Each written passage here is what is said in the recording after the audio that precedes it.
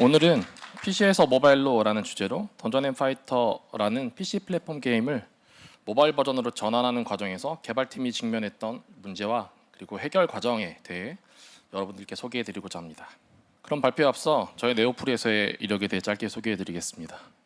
좀 지브리 스타일이 유행이라 그랬었는데 유행이 지났더라고요. 근데 저는 2017년도 2월에 네오프리 입사하여 던파 모바일의 기술팀 팀장을 맡아 TDR3 그리고 즉 텐센트의 기술 및 개발 심사 과정을 통과하기 위한 기술 최적화 작업들을 총괄하였습니다. 이후 코로나가 한창이던 2021년 12월 던파 온라인 프로젝트로 이동하여 기술팀 팀장을 맡아 멀티스레드 구조 도입을 통한 CPU 활용도 개선과 릴레이 서버 최적화를 통해 네트워크 성능을 향상시키는 등의 기술 개선 업무를 총괄하였습니다. 그리고 2024년 1월 다시 던파 모바일 프로젝트로 돌아와 현재는 테크니컬 디렉터로서 프로젝트의 전반적인 기술 리딩을 담당하고 있습니다. 그럼 오늘 발표에서 다룰 주요 아젠다를 소개해드리겠습니다. 발표는 총 3가지 주제를 중심으로 던파 모바일의 기술적 전환 과정에 대하여 소개해드릴 예정입니다. 첫 번째 주제는 미트 유니티입니다. 던파 모바일은 던파 온라인의 소스 및 리소스를 활용하여 유니티 엔진을 통해 개발되었습니다. 그 과정에서 여러 도전적 과제들을 마주했고 또 해결해 왔습니다. 오늘은 그 여러 과정들 중 유니티 엔진의 구조에 맞춰 게임 객체 구조를 재설계했던 과정과 안정적인 런타임 성능을 확보하기 위한 계층 구조 분리 과정에 대하여 간략히 소개해드리고자 합니다. 두 번째는 던전 앤 파이터의 핵심, 전투 동기화 시스템입니다. 실시간 멀티플레이 환경에서 요구되는 정밀한 프레임 동기화와 반응 속도 향상, 그리고 치트 방지를 위해 던파 모바일에 적용된 기술적 구조에 대해 소개해드리겠습니다. 마지막으로 기술 지표 대시보드와 단위 테스트 자동화, 그리고 핫픽스 대응 체계와 같이 던파 모바일의 지속 가능한 운영을 위해 활용하고 있는 서비스 운영 솔루션들에 대해 간략히 소개해드리겠습니다. 먼저 본격적인 발표에 앞서 여러분들께 던전 앤 파이터를 짧게 소개해드리겠습니다. 올해로 서비스 20주년을 맞이하는 던파 온라인은 다양한 스타일의 매력적인 캐릭터와 화려한 액션 및 스킬 콤보, 높은 퀄리티의 던전 연출들, 그리고 게임의 재미를 더하는 깊이 있는 스토리와 감동적인 사운드를 가진 세계 최고의 2D 벨트 스크롤 액션 RPG입니다. 챗GPT조차도 인정할 정도니까 더 이상의 자세한 설명은 생략하도록 하겠습니다. 그럼 세계 최고의 PC 액션 RPG 게임인 던파의 모바일화를 위한 기술 전환 과정의 첫 번째 주제인 미트 유니티부터 시작하도록 하겠습니다. 던전 앤 파이터 모바일, 즉 MDNF는 앞서 소개해드린 던전 앤 파이터의 액션성과 재미를 모바일에서도 그대로 경험할 수 있도록 유니티 엔진 기반으로 개발된 던전 앤 파이터의 모바일 버전입니다. 던파 모바일의 개발 및 서비스 이력은 슬라이드를 참고해 주시면 감사하겠습니다. 초창기 던파 모바일의 개발 방향은 PC 던파의 재미를 모바일에서도 그대로 재현하는 것에 맞춰져 있었습니다. 이를 위해 PC 던파의 소스 구조와 리소스 그리고 스크립트 구조를 최대한 유지하며 모바일 환경에 환원하는 전략을 택했습니다. 이에 개발 초기에는 PC 던파의 리소스를 유니티 어셋으로 변환하는 전용 툴을 제작해서 리소스를 변환했고 기획 스크립트들을 유니티 환경에 맞춰 파싱하는 전용 파서도 개발했습니다. 또한 C++로 작성된 구조를 C샵으로 포팅하는 작업도 함께 진행했습니다. 오늘 발표는 앞서의 작업들 중 코드 구조의 변환 과정에 대해 소개해드리고자 합니다. 먼저 던파 온라인의 코드 구조를 유니티로 전하는 과정에 대한 이해를 돕기 위해 던파 월드를 구성하고 표현하는 역할을 담당하는 주요 클래스들에 대해 짧게 소개해드리겠습니다. 가장 먼저 소개해드릴 클래스는 DNF 오브젝트입니다. 이 클래스는 캐릭터, 몬스터, NPC, 발사체 및 소환물 등 던파 월드를 구성하는 거의 모든 객체의 베이스 클래스입니다. 객체의 데이터와 상태를 관리하고 행동과 표현에 필요한 모든 기능을 담당하고 그리고 자신을 시각적으로 표현하기 위한 DNF 애니메이션을 관리합니다. 다음은 DNF 애니메이션입니다. 캐릭터의 상태나 행동을 애니메이션으로 표현하기 위해 필요한 데이터들을 가지고 있으며 그리고 내부적으로는 여러 개의 DNF 애니메이션 프레임들을 관리합니다. 그리고 마지막으로 DNF 애니메이션 프레임은 개별 프레임 단위의 데이터를 담고 있는 클래스로 이 안에는 텍스처, 즉 색상, 크기, 위치 등과 같이 객체의 외형을 구성하는 데이터가 포함되어 있습니다. 정리하자면 던파는 이러한 클래스들을 이용해 게임 월드를 구성, 표현하고 있으며 객체를 화면에 표현하는 과정인 렌더링 과정은 비즈니스 코드 안에서 다이렉트X API를 직접 호출하는 방식으로 구현되어 있습니다. 이러한 구조는 2000년대 초중반 자체 엔진을 통해 개발된 많은 국내 게임에서 공통적으로 볼 수 있었던 형태가 아닐까 싶습니다. 물론 어디까지나 이 부분은 저의 개인적인 의견입니다. 저희는 유니티에서 던파를 구동시키기 위해 앞서 소개한 주요 클래스들이 유니티의 게임 오브젝트와 컴포넌트 및 라이프 사이클에 맞춰 동작되도록 최대한 단순한 형태로 구조를 재설계하였습니다. 먼저 DNF 오브젝트와 DNF 애니메이션을 모노 비헤이비어에 성숙시키고 스프라이트 렌더러와의 연동을 위해 DNF 스프라이트라는 새로운 클래스들을 추가했습니다. 그리고 DNF 애니메이션 프레임의 정보를 DNF 스프라이트와 연계하여 최종적으로는 스프라이트 렌더러를 통해 유니티 화면상에 표현될 수 있도록 구조를 구성했습니다. 오른쪽에 첨부된 이미지를 보시면 캐릭터를 구성하고 있는 게임 오브젝트의 계층 구조를 확인할 수 있습니다. 결국 이렇게 던파의 객체의 구조와 로직 처리 흐름을 하나씩 변경해 나가는 과정을 통해 유니티 환경에서도 던파가 구동될 수 있는 기반을 마련할 수 있었습니다. 하지만 단순히 구동이 된다는 것과 서비스에 적합한 퍼포먼스를 확보한다는 것은 완전히 다른 이야기였습니다. 보시는 바와 같이 메모리 사용량은 꾸준히 우상향 곡선을 그렸고 FPS는 들쭉날쭉 안정성을 확보하지 못하는 상황이 이어졌습니다. 이후에도 여러 최적화 작업을 시도했지만 기대만큼 극적인 성능 효과를 얻긴 어려웠습니다. 결국 저희는 단일 코어 기반 구조로는 성능을 끌어올리는 데 한계가 있다는 결론을 내리고 성능 병목을 해소하고 연산 효율을 높이기 위해 던파 모바일의 구조를 연산과 표현으로 분리하는 계층화 작업을 진행하기로 결정하였습니다. 먼저 로직 레이어에는 게임 규칙과 연산 로직만 집중시키고 그 안에 존재하던 표현 관련 코드는 모두 제거하였습니다. 그리고 분리된 표현 관련 코드는 뷰 레이어 내에 기술한 것과 같이 별도의 클래스들로 구조를 재정의하였습니다. 그래서 역할이 명확히 나뉘도록 구조화하였습니다. 로직 레이어는 이제 탑다운 형태의 명확한 라이프 사이클을 가지도록 재구성되었고 로직과 뷰 간에는 단방향 메시지 구조를 통해 단방향 메시지 전달 구조를 구축하였습니다. 연산 결과는 중간 전달 객체를 통해 뷰 레이어로 전달되었고 그리고 뷰 레이어는 이를 바탕으로 표현만 담당하게 되었습니다. 이렇게 구조를 분리함으로써 로직 레이어는 독립적인 로직 스레드에서 처리할 수 있게 되었고 더 나아가 별도의 어셈블리로 완전히 분리할 수 있는 기반도 마련할 수 있었습니다. 슬라이드 우측 그림을 보시며 간단히 설명드리면 왼쪽에 로직 레이어는 백엔드 DLL에 포함된 영역으로 실제 게임과 연산, 룰, 그리고 처리를 담당하며 초당 30프레임 업데이트 속도로 고정된 로직 스레드 상에서 작동합니다. 연산된 결과는 메시지 형태로 뷰 레이어에 전달되고 그리고 오른쪽에 뷰 레이어는 유니티 환경에서 돌아가는 표현 영역으로 어셈블리 C# DLL에 포함되어 유니티의 메인 스레드 내에서 작동합니다. 그리고 전달받은 메시지를 바탕으로 애니메이션, 이펙트, 오브젝트 상태 등을 유니티를 통해 표현하게 됩니다.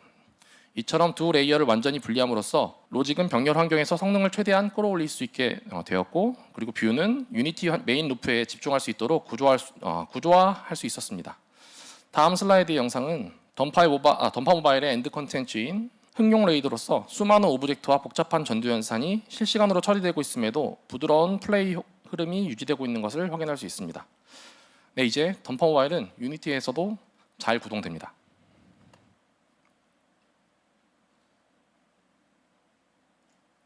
하지만 이렇게 계층 분리 작업까지 마무리하고 나니 잠시나마 큰 산 하나를 넘은 것 같은 기분이 들었습니다. 하지만 산 넘어 산이라고 이번엔 정말 큰 산이 기다리고 있었습니다. 저희의 다음 여정은 화려한 쉐이더 이펙트와 복잡한 패턴 그리고 고용량의 VFX 처리가 한데 어우러진 콘텐츠를 지원하는 것입니다. 최근 던파 온라인은 이런 고사양 연출들이 점점 더 많아지고 있고 자연스럽게 던파 모바일에서도 유사한 수준의 연출을 필요로 하고 있습니다. 하지만 여기서의 문제점은 던파 모바일은 이 연출들을 모바일 플랫폼 위에서 구현해야 한다는 점입니다. 즉 GPU 성능, 그리고 메모리 용량, 처리 효율성 등 모든 부분에서 PC와는 명확한 차이가 있는 환경입니다. 결국 또다시 산을 넘어야 하는 상황입니다. 어쩌면 아마도 지금까지 그랬듯이 결국엔 시간이 해결해 주지 않을까 막연한 기대를 가져봅니다.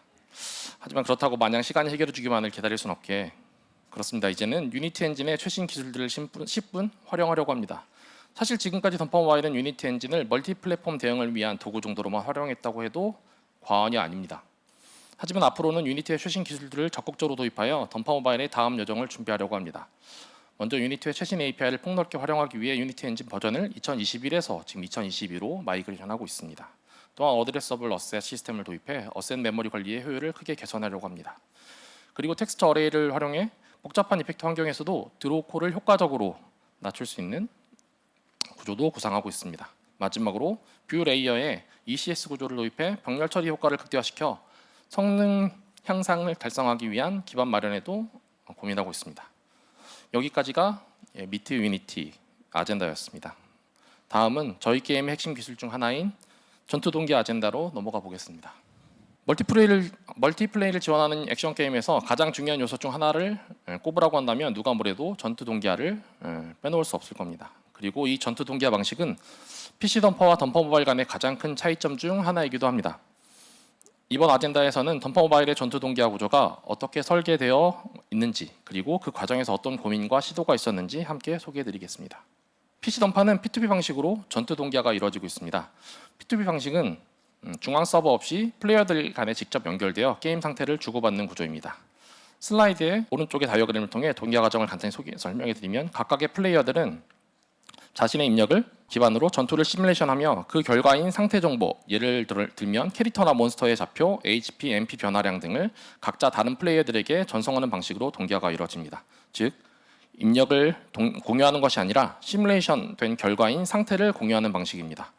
이때 통신 과정에서 NAT 등의 네트워크 문제로 인해 플레이어 간 직접 연결이 불가능한 경우엔 릴레이 서버를 통해 중계하게 됩니다. 이런 구조의 장점은 무엇보다 빠른 반응 속도입니다. 서버를 거치지 않고 바로 데이터를 주고받기 때문에 네트워크 지연이 낮고, 그리고 서버 인프라 비용도 절감할 수 있다는 장점이 있습니다. 하지만 단점도 분명 존재합니다. 먼저 상태 불일치가 발생할 가능성이 매우 높습니다. 서로 다른 네트워크 환경에서 데이터를 주고받다 보면 작은 패킷 손실이나 지연만으로도 게임 상태가 완전히 달라질 수 있습니다. 또 하나는 치트 방지가 어렵다는 점입니다. 중앙 서버가 없기 때문에 데이터 위조를 막을 수 있는 확실한 장치가 존재하지 않습니다. 마지막으로 데이터 전송량이 매우 많습니다. 모든 플레이어가 서로 상태를 주고받아야 하므로 네트워크 사용량이 급격히 늘어날 수밖에 없습니다. 결국 이러한 특성은 모바일 환경에서의 한계로 이어졌습니다. 덤퍼 모바일처럼 다양한 네트워크 상황을 고려해야 하는 모바일 게임에선 P2P 방식의 전투 동기화는 현실적으로 선택할 수 없는 방식이기에 보다 안정적인 구조인 락셉 서버 기반의 프레임 동기화 방식을 선택하게 되었습니다. 다음은 덤퍼 모바일에서 사용 중인 프레임 동기화 방식에 대해 소개해드리겠습니다. 덤퍼 모바일의 전투 동기화 방식인 락셉 서버 기반의 프레임 동기화 방식은 모든 플레이어가 동일한 프레임에서 같은 입력을 처리하도록 강제하는 방식으로 동기화가 이루어집니다. 슬라이드의 오른쪽 다이어그램을 통해 구조를 설명해드리겠습니다. P2P 방식과는 다르게 각 플레이어는 서로 간에 연결되지 않고 락셉 서버를 통해 통신합니다. 때문에 각 플레이어는 자신의 입력을 직접 다른 클라이언트들에게 보내지 않고 락셉 서버가 이를 대신하여 중계합니다. 게임 서버 역시 HP 포션이나 코인 사용 등과 같이 서버가 관리하는 재화에 차감이 필요한 이벤트가 발생할 경우 해당 정보를 락셉 서버에게 전달하게 됩니다. 이렇게 락셉 서버에 수집된 모든 입력 정보는 정해진 주기마다 클라이언트로 전송되고, 클라이언트는 수신된 입력 정보를 이용해 각각 동일한 방식으로 프레임을 시뮬레이션하는 과정을 거칩니다. 결국은 앞서의 과정을 통해 결과론적으로 상태가 동기화되는 방식입니다. 참고로 덤퍼 모바일에서는 클라이언트가 초당 30개의 입력 상태를 락셉 서버로 전송하고, 락셉 서버는 수신받은 입력 상태를 2개당 하나의 동기화 패킷으로 묶어서 초당 15개의 동기화 패킷을 전송하고 있습니다. 결과적으로 클라이언트는 수신된 동기화 패킷 하나당 2프레임을 시뮬레이션하게 됩니다. 이런 설계는 락셉 서버의 성능과 네트워크 지연에 의한 프레임 끊긴 현상을 완화시키기 위한 선택이었습니다. 이제 이 구조가 가지는 주요 장점들을 정리해 보겠습니다. 첫 번째, 완벽한 동기화가 가능합니다. 동일한 입력을 동일한 타이밍에 처리하기 때문에 클라이언트 간 상태 불일치가 발생하지 않습니다. 그리고 두 번째, 강력한 치트 방지가 가능합니다. 특정 플레이어가 데이터를 조작하면 파티원 간 시뮬레이션 결과가 달라지게 되고, 이를 통해 이상 여부를 손쉽게 감지할 수 있습니다. 덤퍼 모바일에서는 파티 플레이 중 주요 데이터를 주기적으로 비교하고 검증 서버를 통해 최종 확인하는 구조를 운영하고 있습니다. 세 번째, 전송 데이터량을 최소화할 수 있습니다. 시뮬레이션 결과가 아닌 버튼 입력 상태만을 전송하기 때문에 네트워크 효율이 매우 뛰어납니다. 참고로 덤퍼 모바일은 3인 파티 기준으로 초당 약 7KB 내외 수준의 전송량을 유지하고 있습니다. 마지막으로 입력만 저장하면 게임을 완전히 재현할 수 있기 때문에 손쉽게 리플레이 기능 구현이 가능합니다. 하지만 이처럼 이상적인 구조에도 단점은 분명 존재합니다. 첫 번째, 네트워크 지연 문제입니다. 모든 플레이어가 서버를 통해 통신하기 때문에 한 명의 지연이 전체에 영향을 줄 수 있습니다. 다만 덤퍼 모바일은 모든 플레이어의 입력 수신의 완료를 대기하지 않는 형태인 비동기형 락스텝 동기화 방식을 취하고 있어 이 문제를 어느 정도 완화할 수 있었습니다. 두 번째, 반응 속도 저하 가능성이 존재합니다. 입력이 서버를 거치기 때문에 P2P 방식에 비해 지연이 발생할 수 있습니다. 세 번째, 서버 운영 비용이 높습니다. 모든 입력을 처리하고 중계하기 위한 서버 인프라가 필요합니다. 네 번째, 높은 개발 난이도. 네, 이 부분은 정말 정밀한 동기화와 네트워크 보정, 오류 복구 로직 등 많은 개발 리소스가 필요합니다. 앞서 언급한 단점들이 있음에도 불구하고 던파 모바일은 정확한 전투 동기화와 안정적인 네트워크 플레이를 위해 프레임 동기화 방식을 선택하게 되었습니다. 그럼 다음 슬라이드에서는 프레임 동기화 방식을 구현하기 위해 고려해야 할 것들에 관해 설명해 드리겠습니다. 프레임 동기화 방식을 구현하려면 반드시 결정론적 구조가 보장되어야 합니다. 즉, 같은 입력이 주어졌을 때 언제나 같은 결과가 나와야 한다는 뜻입니다. 이걸 위해 다음과 같은 요소들을 고려해야 합니다. 첫 번째는 실행 순서를 보장하는 것입니다. 이를 위해서 뷰와 로직을 철저히 분리해야 합니다. 화면 출력과 실제 게임 로직이 얽혀 있으면 실행 결과가 달라질 수 있기 때문입니다. 두 번째는 분리된 로직 레이어가 유니티의 라이프 사이클에 종속되지 않도록 분리하는 것입니다. 유니티의 모노 비헤이비어 기반 구조는 프레임 단위의 함수 호출 순서가 바뀌거나 프레임 내 처리 순서가 달라질 수 있기 때문에 해당 구조 안에서 직접 전투 로직을 처리하면 비결정적 동작이 발생할 수 있습니다. 세 번째는 던전 시작 시 동일한 값으로 랜덤 시드를 초기화해야 합니다. 던전 시작 시 동일한 시드 값으로 초기화하여 매 시뮬레이션마다 같은 랜덤 결과가 나오도록 해야 합니다. 또한 동기화가 필요한 영역에서 사용하는 랜덤과 그렇지 않은 랜덤을 각각 분리해서 관리해야 합니다. 네 번째는 로직 레이어에서 나라는 개념이 존재하지 않아야 한다는 것입니다. 모든 플레이어가 동일한 데이터를 기반으로 동일한 연산을 수행해야 하기 때문에 내 캐릭터일 경우와 같은 조건문이 로직 레이어 내에 존재하면 플레이어별로 서로 다른 결과가 발생할 수 있습니다. 참고로 우측 다이어그램을 보면 로직 레이어 내에 서버라고 흐릿하게 표기해 두는데요. 이는 전투 연산 로직이 클라이언트 내에서 수행되긴 하지만 마치 서버에서 처리되는 것처럼 독립적인 방식으로 동작해야 하는 점을 강조하기 위함입니다. 그리고 결정론적 구조를 유지하기 위해 또 하나 반드시 고려해야 할 문제가 있습니다. 바로 플로팅 포인트 연산 오차 문제입니다. 이 플로팅 포인트 연산 오차 문제는 단순히 실수 연산의 정밀도 문제만을 의미하는 것은 아닙니다. 실수 연산은 플랫폼, CPU 아키텍처, 컴파일러의 차이, 그리고 심지어는 연산 순서에 따라서도 같은 코드임에도 다른 결과를 만들어낼 수 있고, 이는 곧 클라이언트 간 동기화의 틀어진 문제를 야기시킬 수 있습니다. 던파 모바일은 이 문제를 해결하기 위해 빌드 시점에 로슬린 분석기를 활용하여 플로팅 포인트 연산이 포함된 코드 구문을 정해진 규칙하에 일괄치환하도록 구성했습니다. 즉, 모든 부동소수점 연산을 일관된 방식으로 강제하게 함으로써 실수 연산 오차에 의해 발생할 수 있는 비결정론적 동작을 원천적으로 차단하고 있습니다. 또한 함수 호출 과정을 추적할 수 있도록 함수 호출 구문에 트레이스 구문을 자동 삽입하도록 했습니다. 이를 통해 동기화 오류가 발생했을 때 어떠한 연산 과정에서 문제가 있었는지 손쉽게 추적하고 있습니다. 이제 다음으로는 앞서 락스텝 서버 기반의 프레임 동기 방식의 단점 중 하나로 소개해드렸던 반응 속도 저하 문제를 해결하기 위해 던파 모바일에 적용된 선이동이라는 개념에 대해 설명해드리겠습니다. 선이동이란 플레이어가 조작하는 캐릭터에 대해 로컬 입력 기반으로 먼저 이동을 처리한 뒤 락스텝 입력을 기반으로 시뮬레이션된 결과를 다시 보정하는 일련의 과정을 말합니다. 저희는 캐릭터의 끊김없는 이동을 지원하기 위해 캐릭터를 총 3가지 객체로 나누어 구성했습니다. 슬라이드 우측 다이어그램을 보시면 먼저 A 캐릭터는 로컬 입력 기반의 로직 객체로서 플레이어의 조작에 즉각 반응합니다. 유저 입장에서는 즉시 반응하는 조작감을 경험할 수 있죠. 하지만 게임 내부에서는 여전히 락스텝 방식의 동기화가 이루어져야 하기 때문에 좌측에 실제 결정은 B 캐릭터, 즉 락스텝 입력 기반의 로직 객체가 담당합니다. 서버에서 수신한 입력을 바탕으로 정확한 시뮬레이션 결과를 생성합니다. 그리고 마지막으로 이 결과는 C 캐릭터, 즉 뷰 객체로 전달되어 화면에 표현됩니다. C 객체는 로컬 입력 기반의 A 객체와 락스텝 입력 기반의 B 객체의 상태를 비교해서 차이가 허용 범위 내라면 A의 위치를 그대로 반영하고, 그렇지 않으면 B의 위치를 기준으로 다시 보정합니다. 참고로 이 구조는 플레이어가 직접 조작하는 캐릭터에만 적용됩니다. 왜냐하면 다른 플레이어의 로컬 입력을 알 수는 없기 때문입니다. 타 플레이어의 뷰 객체는 락스텝 입력 기반으로만 동작하기에 지연 상황이 발생하면 부드러운 이동을 보장할 수 없게 됩니다. 이러한 문제를 완화시키기 위해 이전 프레임의 속도나 방향 정보를 참고해 데드 레커닝 방식을 이용해 보관합니다. 던파 모바일에서는 이렇게 A, B, C 세 객체를 분리함으로써 유저에게는 빠르고 자연스러운 조작감을, 그리고 내부적으로는 정확하고 결정론적인 프레임 동기화 구조를 유지할 수 있었습니다. 지금 보시는 영상은 실제로 구현된 선이동 기능입니다.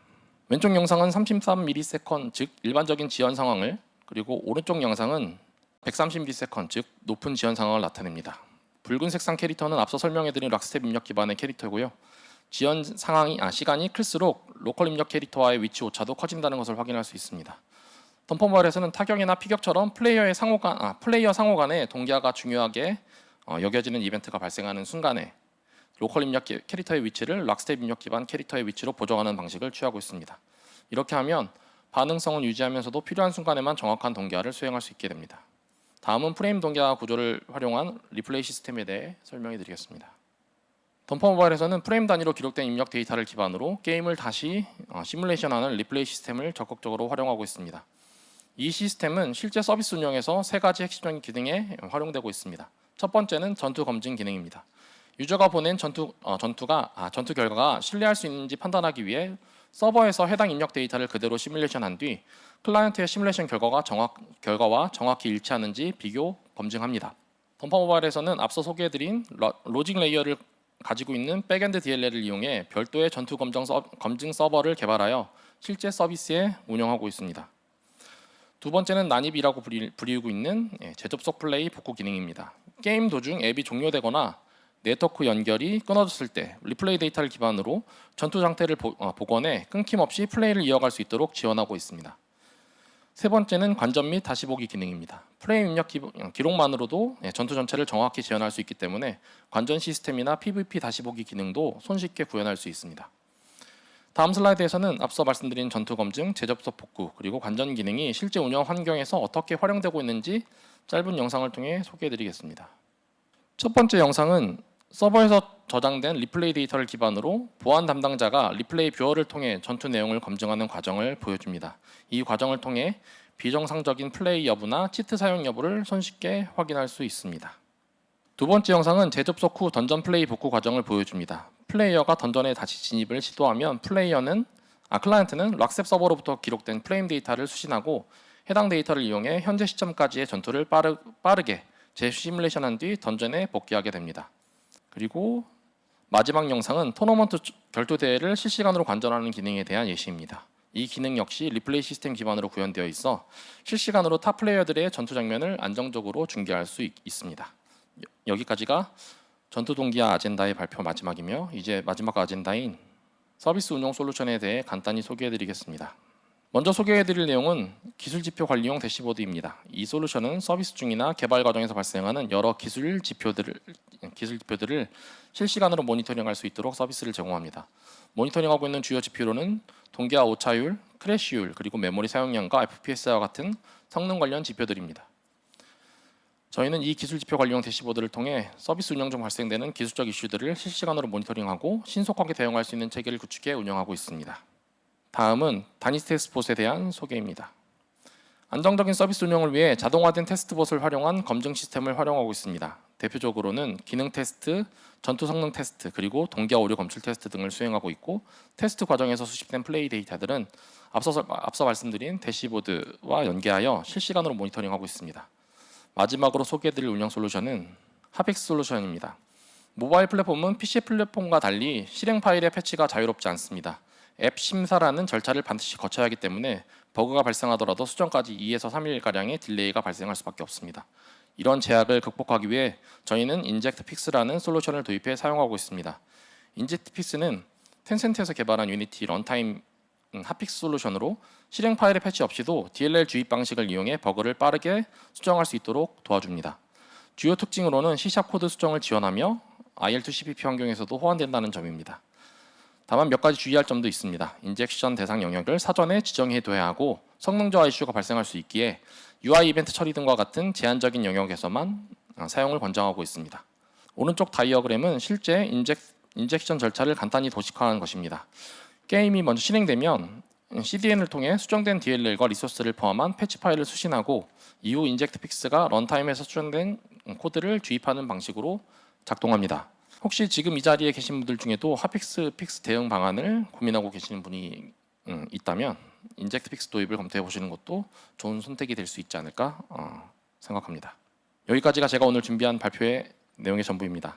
오늘의 발표가 비록 최신의 기술이나 혁신적인 솔루션을 다루지는 않았지만 혹시나 저희처럼 PC 기반의 게임을 모바일로 전환하는 과정에서 시행착오를 겪고 계실 분들이 계시다면 그분들에게 작게나마 힌트가 되었기를 바랍니다. 마지막까지 부족한 발표임에도 끝까지 집중해주신 여러분께 감사드리며 이번 유니티 2015를 통해 저희의 사례를 공유할 수 있는 기회를 주신 유니티 코리아에도 깊이 감사드립니다. 그리고 무엇보다 긴 시간 동안 수많은 고민과 시행착오를 함께 견디며 끝까지 최선을 다해준 던전앤파이터 모바일 프로젝트 구성원 모두에게 이 자리를 빌려 진심으로 감사의 마음을 전합니다. 감사합니다.